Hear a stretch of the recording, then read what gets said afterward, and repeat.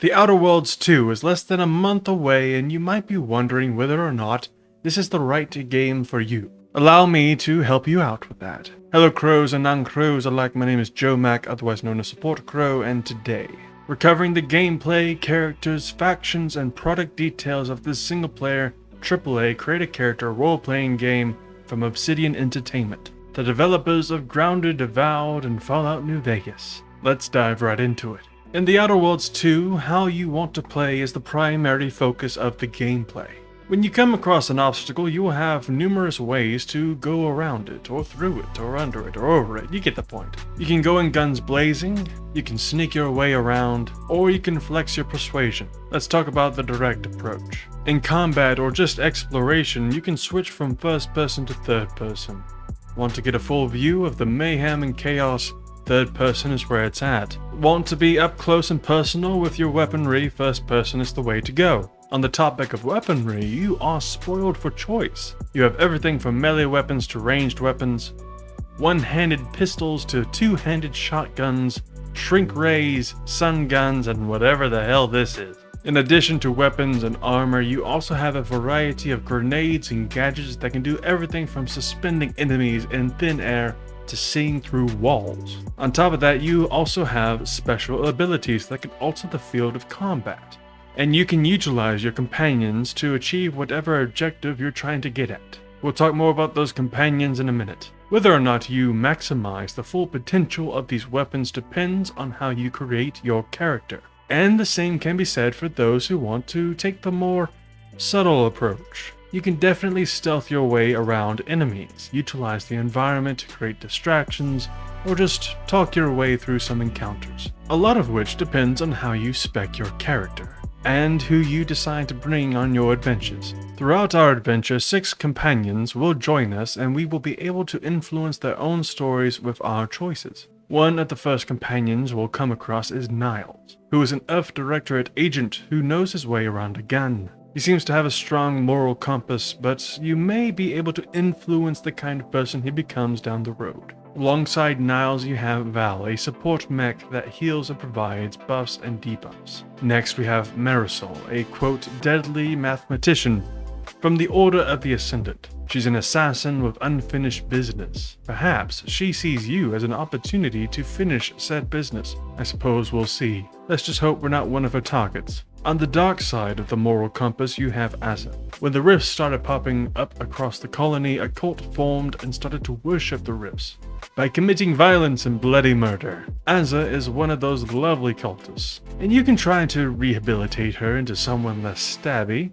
or you can grab the nearest kitchen knife and join her in on the fun. Next on the list is Inez, a combat medic and a sole survivor of a human experiment where animal parts were grafted into people. Although she survived, she is actively looking for a remedy to help her with her lingering condition, and perhaps some much-needed revenge. And last but not least is the tanky Tristan, a Protectorate Arbiter, who is considered the judge, jury, and executioner when it comes to those who break the law. When it comes to a Protectorate Arbiter, law and order is pretty set in stone, but we may be able to challenge his perspective of what justice actually looks like. It will be interesting to see how these companions mesh together, and what they all bring to the table. At face value, I don't get the impression that companions like Tristan and Asa would normally share a dining table together. But let's not forget the person that brings them all together. You, the main character. You play as an Earth Directorate agent that is sent to Arcadia presumably because of all these rifts popping open and causing problems. Why you join the Earth Directorate is up to you. Backgrounds make a very quick return from Avowed, and similar to how those influence your character and your dialogue choices, backgrounds in The Outer Worlds 2 will likely have the same effect. Let's look at the backgrounds you have available to choose from. Ex-convict, gambler, lawbringer, professor, renegade, and roustabout, or roustabout.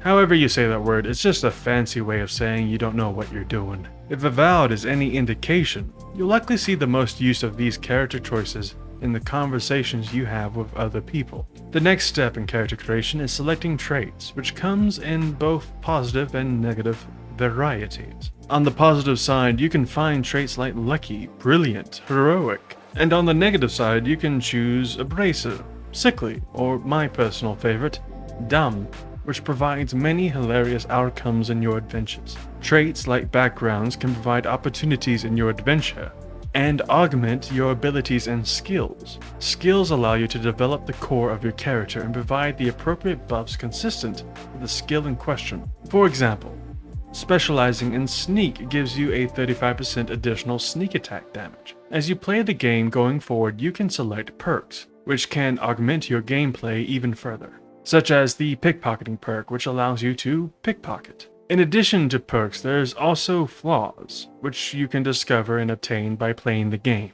And yes, before all of this, you can customize the appearance of your character. And unlike the first game, you can play in third person and behold the majesty of your character creation in all its glory. The Outer Worlds 2 provides so many ways to create fun and unique characters to play around with. However, there's no point in creating a unique character without some people to fight against. In the Outer Worlds 2, you'll be traveling to the colony of Arcadia, which is home to 3 main factions. Each has its own aesthetic, charm, and even their own radio station you can tune into while playing the game. At first, you are from a completely different faction outside of the colony called the Earth Directorate, which investigates and solves problems that disrupt business between Earth and its colonies. You're like a Spectre from Mass Effect. You're an agent that's been sent to investigate and discover the cause that is behind these spatial rifts that are disrupting the status quo. The 3 other factions that call Arcadia home are doing the same thing, and they may not appreciate some space cowboy poking their nose around. The first major faction is Auntie's Choice, which is a merger of 2 corporations, Anti-Cleo and Space's Choice, from the first game. This corporation has actually invaded the colony and aims to control the rifts so they can monopolize on trade routes. Naturally, the other factions disagree and have engaged in a bitter war with Auntie's Choice in a race to discover how to control the rifts themselves. The second faction is the Order of the Ascendant. This is a science-based religion that aims to understand something called the universal equation. The idea that if they can master this equation, then they can predict and alter the future for the betterment of all mankind. The Order wants to close the rifts entirely and forever, due to them complicating their equations and making it impossible to research the universal equation. And lastly, you have the Protectorate, which is the colony's primary force and faction.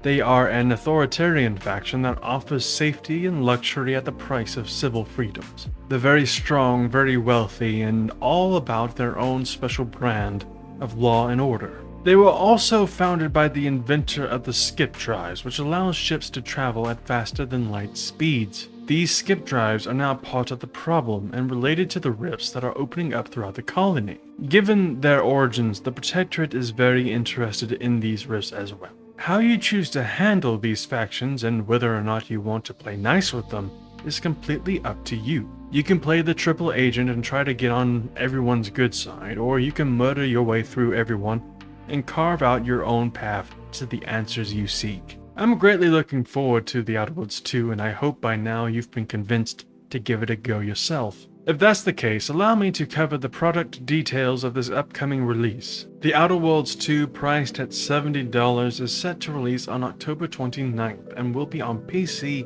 and current-gen PlayStation and Xbox. This game is coming on Xbox Game Pass, so if you have that subscription, the game is already heading your way. However, if you want some additional goodies, then listen up. If you pre-order the game, you'll get a pre-order bonus in the form of the Commander Zane's pack, which includes a couple of weapons, a companion drone, and an armor set. There is also the Premium Edition, which is priced at $100. That sounds pricey, and it is, but I think what you get makes it worth it. In addition to the base game and the pre-order bonus, you also get up to 5 days early access, a DLC pass for 2 story expansions, the Moonman's Corporate Appreciation Premium Prize Pack, which comes with 2 weapons, a set of armor, and some rat-looking thing, and a digital art book and the original soundtrack. The DLC expansions for the first game were both $15 each, and I wouldn't be surprised if the same were true for this game's DLC. So you're going to end up spending $100 eventually anyway, minus the other stuff.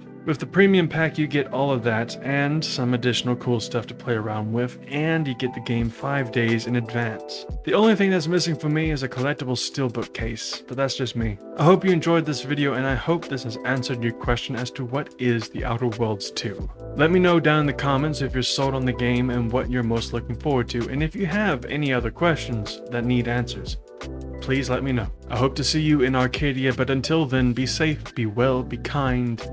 Bye-bye.